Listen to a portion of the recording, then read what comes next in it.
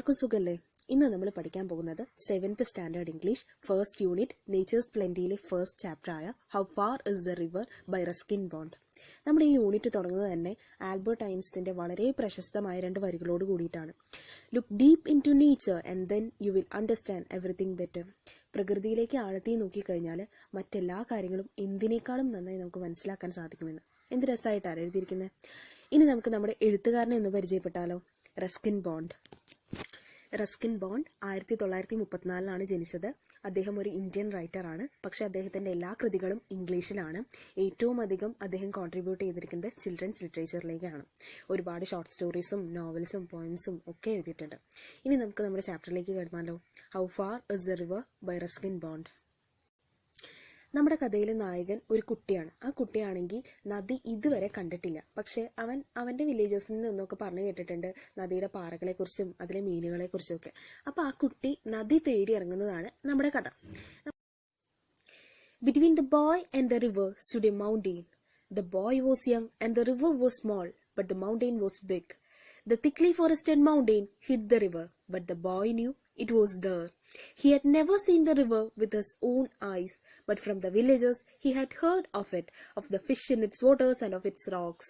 He wished to touch the water and know it personally. നമ്മുടെ നായകനായ കുട്ടിക്കും നദിക്കുമിടയിൽ ഒരു മൗണ്ടെയിൻ ഉണ്ടായിരുന്നു. നമ്മുടെ കുട്ടി വളരെ ചെറുതും നദി വളരെ ചെറുതും. പക്ഷെ ഇവർക്ക് രണ്ടുപേർക്കും നടുക്ക് നിൽക്കുന്ന മൗണ്ടെയിൻ വളരെ വലുതുമായിരുന്നു. The thickly forested mountain hid the river. മല വളരെ വലുത് എന്ന് മാത്രമല്ല, അത് നല്ലൊരു കാടും കൂടെയായിരുന്നു. അപ്പൊ എന്തുണ്ടായി? റിവറിനെ അത് മറച്ചു. But the boy new it was there. പക്ഷെ നമ്മുടെ കുട്ടിക്ക് അറിയായിരുന്നു നദി അവിടെ തന്നെ ഉണ്ടെന്ന്. കാരണം എന്താ? അവന്റെ വില്ലേജേഴ്സിൽ നിന്നൊക്കെ ഒരുപാട് കേട്ടിട്ടുണ്ട് അതിന് ചുറ്റുമുള്ള പാറകളെ കുറിച്ചും അതിലുള്ള മീനുകളെ കുറിച്ചും ഒക്കെ. അപ്പോൾ അവനാണെങ്കിൽ ആ നദീനെ ഒന്ന് കാണണം എന്നും അതൊന്ന് തൊട്ട് അതിനടുത്തറിയണം എന്നും വളരെ ആഗ്രഹമായിരുന്നു. He stood in front of his house on the hill opposite the mountain and gazed across the valley, dreaming of the river. He was about 12 years old, a steady boy with untidy black hair and shiny black eyes. He had fine features and a clear brown skin, but his hands and feet were rough and scratched. He was barefooted, not because he couldn't afford shoes, but because he liked the feel of warm stones and cool grass. അവൻ എന്നും അവന്റെ വീടിന്റെ മുമ്പിൽ നിന്നിട്ടും ആ താഴ്വരയിലൂടെ നടക്കുമ്പോഴും ഒക്കെ ഓപ്പോസിറ്റുള്ള മൗണ്ടെയിനെ നോക്കിയിട്ട് അതിന് തൊട്ടപ്പുറത്ത് കിടക്കുന്ന നമ്മുടെ റിവറിനെ സ്വപ്നം കാണുമായിരുന്നു. അവൻ ആകെ 12 വയസ്സേ ഉണ്ടായിരുന്നുള്ളൂ. നല്ല എനർജറ്റിക് ആയിട്ടുള്ള ഒരു കുട്ടിയായിരുന്നു. അതാണ് അവിടെ സ്റ്റഡി ബോയ് എന്ന് പറഞ്ഞിരിക്കുന്നത്. പിന്നെ അവന്റെ ഫീച്ചേഴ്സിനെ കുറിച്ചാണ് കേട്ടോ പറയുന്നത്. Untidy black hair and shining black ice with a clear brown skin. പക്ഷെ ഇതിൽ നിന്നെല്ലാം വ്യത്യസ്തമായിരുന്നു അവന്റെ കൈകളും കാലുകളും വളരെ പരക്കം ചെന്നതും അതുപോലെ തന്നെ വിണ്ട് കയറിയതുമായിരുന്നു. കാരണം എന്താണെന്നുണ്ടെങ്കിൽ അവൻ എപ്പോഴും ഇഷ്ടം ബെയർഫൂട്ടഡ് ആയിട്ട് നടക്കാൻ, അതായത് നഗ്നപാതനായി നടക്കാനായിരുന്നു ഇഷ്ടം. കാരണം എന്താണ്? അവനെ ഷൂസ് എഫോർഡ് ചെയ്യാൻ കഴിയില്ല എന്നല്ല, പകരം അവന് കല്ലുകളുടെ ചെറിയ തണുപ്പും അതുപോലെ തന്നെ ചെറിയ പുല്ലുകളിൽ ചവിട്ടുമ്പോൾ കിട്ടുന്ന ഒരു തണുപ്പും ഒക്കെയില്ലേ, പ്രകൃതിയെ ആസ്വദിക്കാൻ അവന് വളരെ ഇഷ്ടമായിരുന്നു എന്നാണ്. It was 11 o'clock and he knew his parents wouldn't return home till evening. There was a loaf of bread he could take with him, and on the way he might find some fruits.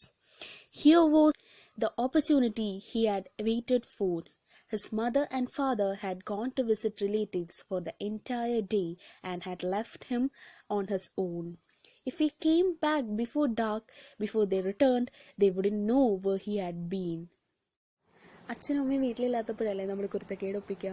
അതുപോലെ തന്നെ ഇവനും ഏകദേശം ഒരു 11 മണിയായി കാണും. അവനറിയാം വൈകുന്നേരം വരെ അച്ഛനും അമ്മയും വീട്ടിലോട്ട് തിരിച്ചു വരത്തില്ല എന്ന്.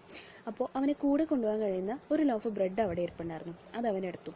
ചിലപ്പോൾ അവന് വഴിയിൽ നിന്ന് ചിലപ്പോൾ ഫ്രൂട്ട്സ് എങ്ങനെ കണ്ടെത്താൻ സാധിച്ചേക്കാം. Here was the opportunity he had waited for. അവൻ കാത്തിരുന്ന ആ നിമിഷം അവന് കിട്ടിയിരിക്കുകയാണ്. അച്ഛനും അമ്മയും എൻറ്റയർ ഡേ വീട്ടിലില്ല, റിലേറ്റീവ്സിന്റെ വീട്ടിൽ പോയിരിക്കുകയാണ്. ഇവൻ മാത്രമേ വീട്ടിലുള്ളൂ. അവര് തിരിച്ചു വരുന്നതിന് മുൻപ്, ഇരുട്ടുന്നതിന് മുൻപ്, അവർ തിരിച്ചു വരുന്നതിന് മുൻപ് ഇവന് വീട്ടിലേക്ക് തിരിച്ചു വരാൻ സാധിച്ചു കഴിഞ്ഞാൽ അവർക്ക് ഒരിക്കലും അറിയില്ല ഇവൻ എവിടെയായിരുന്നു എന്ന്. He went into the house and wrapped the loaf in a newspaper. Then he closed all the doors and windows. അവൻ അകത്ത് പോയി ഒരു ന്യൂസ് പേപ്പർ എടുത്ത് ആ ബ്രെഡ് ലോഫ് റാപ്പ് ചെയ്ത് വെച്ചിട്ട് എല്ലാ വാതിലുകളും ജനലുകളും എല്ലാം അടച്ചു. The path to the river dropped steeply into the valley, then rose and went round the big mountain. It was frequently used by the villagers, the woodcutters, milkmen, and mule drivers, but there were no villages beyond the mountain or near the river. അപ്പോൾ നമ്മുടെ റിവറിലേക്കുള്ള വഴി എന്ന് പറയുന്നത് താഴ്വരയിലോട്ട് കുത്തനെ ഇടിഞ്ഞു നിൽക്കുന്ന ഒരു കുന്നായിരുന്നു. അതുമാത്രമല്ല, നമുക്ക് ഈ മൗണ്ടെയിനെ ചുറ്റി വേണം റിവറിലോട്ട് പോകാനായിട്ട്. ഈ വഴി സ്ഥിരമായിട്ട് വുഡ് കട്ടേഴ്സും വില്ലേജേഴ്സും മ്യൂൾ ഡ്രൈവേഴ്സും എല്ലാവരും യൂസ് ചെയ്യുന്ന ഒരു വഴിയായിരുന്നു. വുഡ് കട്ടേഴ്സ് എന്ന് പറഞ്ഞു കഴിഞ്ഞാൽ മരം വെട്ടുകാർ, പാല് കൊണ്ടുവരുന്നവർ മിൽക്ക്മാൻ, അതുപോലെ തന്നെ മ്യൂൾ ഡ്രൈവേഴ്സ് എന്ന് പറഞ്ഞു കഴിഞ്ഞാൽ എന്താ, ഈ കോവർ കഴുതയുടെ ഒക്കെ വണ്ടി ഓടിക്കുന്നവരില്ലേ, അവരാണ് കേട്ടോ mule drivers. But there were no villagers beyond the mountain or near the river. പക്ഷേ എന്താണെന്നുണ്ടെങ്കിൽ ഈ മൗണ്ടെയിൻ്റെ അടുത്ത് ഒരു വില്ലേജ് പോലും ഇല്ല. അതുപോലെ തന്നെ നമ്മുടെ റിവറിൻ്റെ അടുത്തോ മൗണ്ടെയിൻ്റെ അടുത്തോ ഒരു വില്ലേജ് പോലും ഇല്ല. The boy passed a woodcutter and asked him how far it was to the river. The woodcutter was a short but powerful man with a creased and weathered face and muscles that stood out in hard, ugly lumps. അപ്പോൾ നമ്മുടെ വില്ലേജേഴ്സൊക്കെ use ചെയ്യുന്ന വഴിയാണെന്ന് നമ്മൾ പറഞ്ഞു.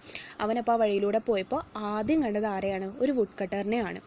അവനപ്പോൾ അദ്ദേഹത്തോട് ചോദിച്ചു റിവറിലേക്ക് എത്ര ദൂരമുണ്ടെന്ന്. അപ്പം നമ്മുടെ വുഡ് കട്ടർ എങ്ങനെയുള്ള ഒരാളായിരുന്നു? അദ്ദേഹം വളരെ ഷോർട്ടായിരുന്നു, പക്ഷേ നല്ല പവർഫുൾ മാൻ ആയിരുന്നു. എങ്ങനെയുള്ള ആളായിരുന്നു അദ്ദേഹം? With a creased and weathered face. ചുളുങ്ങിയതും അതുപോലെ തന്നെ ഇച്ചിരി ഇരുണ്ടതുമായ നിറമായിരുന്നു അദ്ദേഹത്തിന് ഉണ്ടായിരുന്നത്. അദ്ദേഹത്തിൻ്റെ മുഖത്തെയാണ് പറഞ്ഞത്. ചുളിവുകളോട് കൂടിയതും അതുപോലെ തന്നെ ഇരുണ്ട നിറത്തോടും കൂടിയതും. And muscles that stood out in hard ugly lumps. അതുപോലെ തന്നെ അദ്ദേഹത്തിൻ്റെ മസിൽസ് ഇങ്ങനെ മുഴച്ചു നിൽക്കുന്നതും ഉണ്ടായിരുന്നു. 7 miles, he said, which was fairly accurate. Why do you want to know? അപ്പോൾ നമ്മുടെ വുഡ് കട്ടർ നമ്മുടെ കുട്ടിക്ക് റിപ്ലൈ കൊടുത്തതാണ് 7 മൈൽ ഉണ്ടെന്ന്. അത് ആക്യുറേറ്റ് ആയിട്ട് അല്ല, പക്ഷെ ആയിരിക്കാം, ഏകദേശം ഒരു 7 മൈൽ എന്നൊക്കെ നമ്മൾ പറയില്ലേ, അതുപോലെ. എന്നിട്ട് അദ്ദേഹം ചോദിച്ചു, എന്തിനാ നിനക്കത് അറിഞ്ഞിട്ടെന്ന്. അപ്പോൾ നമ്മുടെ കുട്ടി എന്താ പറഞ്ഞതെന്ന് നോക്കാം. I am going to the river, said the boy. Alone? Of course. അപ്പോൾ നമ്മുടെ കുട്ടി പറഞ്ഞു, ഞാൻ റിവറിലേക്ക് പോവുകയാണെന്ന്. അപ്പോൾ നമ്മുടെ വുഡ് കട്ടർ എന്താ ചോദിച്ചേ, ഒറ്റയ്ക്കോ? അപ്പോൾ നമ്മുടെ കുട്ടി പറഞ്ഞു, ഓഫ് കോഴ്സ്. ബട്ട് അതെ, ഒറ്റയ്ക്കാണ്. ഓഫ് കോഴ്സ് പറഞ്ഞു നമ്മുടെ കുട്ടി. അപ്പോൾ നമ്മുടെ വുഡ് കട്ടർ എന്താ പറഞ്ഞത്? But it is to far. It will take you 3 hours to reach there and then you have to come back. It will be getting dark. Besides, it's not an easy road. അപ്പം നമ്മുടെ would cutter പറയാണ്, അത് വളരെ ദൂരെയാണ്. അത് മാത്രമല്ല, നിനക്ക് അങ്ങോട്ട് എത്തിച്ചേരാൻ വേണ്ടി തന്നെ 3 മണിക്കൂർ എടുക്കുന്നു. പോയാൽ മാത്രം മതിയോ? തിരിച്ചു വരികയും വേണ്ടേ? അപ്പം അത്രയും സമയം തന്നെ വീണ്ടും എടുക്കില്ലേ? അപ്പോഴത്തേക്കും വളരെയേറെ ഇരുട്ടാവുകയും ചെയ്യും. ഇവനാണെങ്കിൽ ഒറ്റയ്ക്കല്ലേ, തന്നെയുമല്ല ഇവൻ പോകുന്ന റോഡ് നടക്കാനായിട്ട് അത്രയ്ക്ക് എളുപ്പമുള്ളതല്ല. It is not an easy road. But I am a good walker, boy. നമ്മുടെ കുട്ടി പറയാണ്, ഞാൻ നല്ല നടത്തക്കാരനാണ്, എനിക്ക് നന്നായി നടക്കാനൊക്കെ അറിയാമെന്ന് നമ്മുടെ കുട്ടി വുഡ് കട്ടറോട് പറയാണ്. പക്ഷേ ഈ നടത്തക്കാരനാണെന്ന് പറയുന്നത് നമ്മുടെ കുട്ടി എത്ര ദൂരം നടന്നിട്ടുണ്ട്? അവൻ്റെ വീട്ടിൽ നിന്നും സ്കൂളിലേക്ക് പോകുന്ന ദൂരം മാത്രമേ അവൻ ഇതുവരെ നടന്നിട്ടുള്ളൂ. അത് ഏകദേശം 1 മൈലിനടുത്തേ വരൂ, അതിൽ കൂടുതലൊന്നും വരത്തില്ല. The path was steep and the boy had to run most of the time.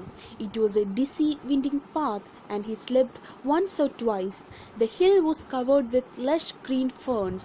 The trees were wound in creepers and a great wild dahlia suddenly reared its golden head from the leaves and ferns. Soon the boy was in the valley and the path straightened out and rose. He met a girl who was coming from the opposite direction.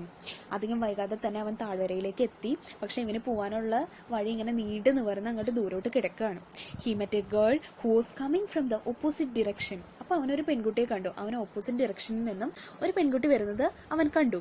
She held a long curved knife with which she had been cutting grass. അവളുടെ കയ്യിലാണെങ്കിൽ ഈ നമ്മൾ അരിവാളെന്ന് പറയത്തില്ലേ, പുല്ലൊക്കെ ചെത്തുന്ന അരിവാൾ, അതൊരെണ്ണം അവളുടെ കയ്യിലുണ്ടായിരുന്നു. The bangles she wore made music when she moved her hands. അവളിങ്ങനെ കൈ അനക്കുമ്പോൾ അവളുടെ കൈകളിലുള്ള വളകൾ അങ്ങോട്ടും ഇങ്ങോട്ടും തട്ടുമ്പോൾ ഒരു ചെറിയ മ്യൂസിക് വരാണ്. And it was as though the hands spoke a language of their own. അത് അവൻ എങ്ങനെയാണ് തോന്നിയത്? കൈകൾ അതിൻ്റെതായ ഒരു ഭാഷയിൽ സംസാരിക്കുന്നത് പോലെയാണ് അവന് തോന്നിയത്. അപ്പോൾ നമ്മുടെ കുട്ടി ആ പെൺകുട്ടിയുടെ അടുത്ത് ചോദിക്കുകയാണ്, how far is to the river? റിവറിലോട്ട് എത്ര ദൂരം ഉണ്ടെന്ന് നമ്മുടെ കുട്ടി. അപ്പം നമ്മുടെ പെൺകുട്ടി എന്താ തിരിച്ച് പറഞ്ഞിട്ടുണ്ടാവുക, നമുക്ക് നോക്കാം. The girl had obviously never been to the river, or she may have been thinking of another one, because she said 20 miles without any hesitation. അപ്പം നമ്മുടെ പെൺകുട്ടി ഒന്നില്ലെങ്കിൽ അവള് റിവറിലോട്ട് പോയിട്ടുണ്ടാവില്ല, അല്ലെങ്കിൽ അവൾ വേറെ ഏതെങ്കിലും റിവറിനെ ആലോചിച്ചിട്ട് പറഞ്ഞതായിരിക്കും എന്ത് 20 miles 20 മൈല് ദൂരം കൂടി ഉണ്ടെന്ന്. അതും യാതൊരുവിധ ആലോചനയോടും കൂടാതെ ആ കുട്ടി പറഞ്ഞു. The boy laughed and ran down the path. A parrot suddenly screeched, flew low over his head, a flash of red and green. The bird disappeared amongst the trees. ഒരു മടിയും കൂടാതെ നമ്മുടെ പെൺകുട്ടി പറഞ്ഞല്ലേ 20 മൈലെന്ന്, അത് കേട്ടിട്ട് അവനൊന്ന് ചിരിച്ചു. എന്നിട്ട് അവൻ ആ വഴി കൂടെ ഓടിപ്പോന്നു. പെട്ടെന്ന് എന്തുണ്ടായി, ഒരു പാരറ്റ് അവന്റെ തലയ്ക്ക് മീതെ കൂടെ പറന്നുപോയി. ആ പാരറ്റ് എന്ത് നിറമായിരുന്നു, റെഡും ഗ്രീനും കളറായിരുന്നു. അതിങ്ങനെ തലയ്ക്ക് മീതെ കൂടെ പറന്ന് മരങ്ങൾക്കിടയിൽ പോയിട്ട് മറഞ്ഞു. A trickle of water came from the hillside and the boy stopped to drink. അപ്പോൾ മലയോരത്തുനിന്ന് വെള്ളം ഇങ്ങനെ ഒരു ചാല് പോലെ ഒഴുകി വരുന്നുണ്ടായിരുന്നു. അപ്പോൾ നമ്മുടെ ബോയ് വെള്ളം കുടിക്കാനായിട്ട് അവിടെ നിന്നു.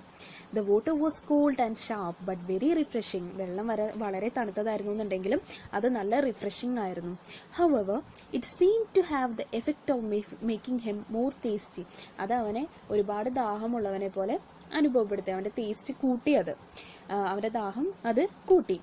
The sun was striking his side of the hill and the dusty path became hotter, the stones scorching the boy's feet. He was sure he had gone halfway. He had walked for over an hour. അപ്പോൾ സൂര്യന്റെ വെളിച്ചം നന്നായിട്ടുണ്ടായിരുന്നു, നല്ല ചൂടായിരുന്നു. അപ്പോൾ അവിടെയുള്ള dusty പാത്തൊക്കെ നന്നായി ചൂട് പിടിച്ചു തുടങ്ങിയിരുന്നു. അപ്പോൾ കുറച്ച് ദൂരം വന്നപ്പോൾ തന്നെ അവന് മനസ്സിലായി അവൻ ഏകദേശം ഒരു ഹാഫ് വേ കംപ്ലീറ്റ് ചെയ്തു. 1 മണിക്കൂറോളമായി അവൻ അവന്റെ നടത്തം തുടങ്ങിയിട്ട് പകുതിയോളം ദൂരം അവൻ വന്നു കഴിഞ്ഞെന്ന്. Presently, he saw another boy ahead of him driving a few gourds down the path. പിന്നെന്താ ഉണ്ടായത്, നമ്മുടെ കുട്ടി മറ്റൊരു കുട്ടീനെ കണ്ടു. ആ കുട്ടിയാണെങ്കിൽ എന്താ ചെയ്തിരുന്നത്, കുറച്ച് ആടുകളെയും കൊണ്ട് പോവുമായിരുന്നു. അപ്പോൾ നമ്മുടെ വുഡ് കട്ടറിന്റെ അടുത്തും പെൺകുട്ടിയുടെ അടുത്തും ചോദിച്ച അതേ ചോദ്യം തന്നെ നമ്മുടെ ബോയ് ഈ ബോയിനോട് ചോദിച്ചു. എന്താ ചോദിച്ചത്, how far is the river, റിവറിലേക്ക് എത്ര ദൂരമുണ്ടെന്ന്. The village boy smiled in a friendly way and said, അവൻ നല്ലൊരു ഫ്രണ്ട്ലി വേയിൽ ചിരിച്ചിട്ട് പറഞ്ഞു, oh not far, just round the next hill and straight down. അപ്പൊ നമ്മുടെ വില്ലേജ് ബോയ് പറയാണ്, അധികം ദൂരമൊന്നും ഇല്ല, അടുത്ത മല കഴിഞ്ഞിട്ടുള്ള വളവിന് താഴെ എന്തുണ്ട്, നമ്മുടെ റിവർ ഉണ്ടെന്ന്. The boy, feeling hungry, unwrapped his loaf of bread and broke it in halves. അവനാണെങ്കിൽ ഇത്രയും ദൂരം നടന്നു വന്നതല്ലേ, നമ്മുടെ ബോയ്ക്ക് വിശക്കാൻ തുടങ്ങി. അവൻ എന്താ ചെയ്തേ, നമ്മുടെ വീട്ടിൽ നിന്ന് കൊണ്ടുവന്ന് ആ ലോഫ് ഓഫ് ബ്രെഡിനെ അൺറാപ്പ് ചെയ്തിട്ട് അതിനെ പകുതിയാക്കി. കാരണം എന്താ, കൂടെ മറ്റൊരു കുട്ടി കൂടെ ഇല്ലേ. എന്നിട്ട് offering 1 portion to the village boy, അവനത് ഹാഫ് ആക്കിയിട്ട് ഒരു പോർഷൻ വില്ലേജ് ബോയ്ക്ക് കൊടുത്തു.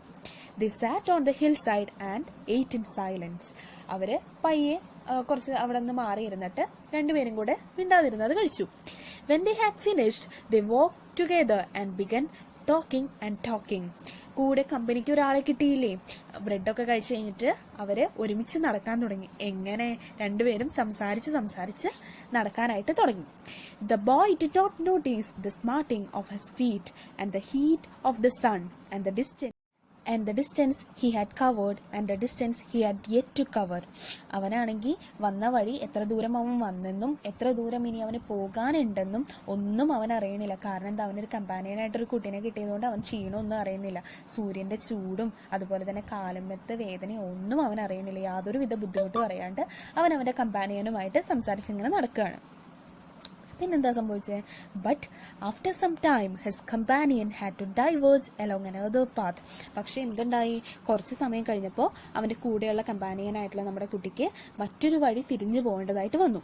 And the boy was once more on his own. വീണ്ടും നമ്മുടെ ബോയ് ഒറ്റയ്ക്കായി.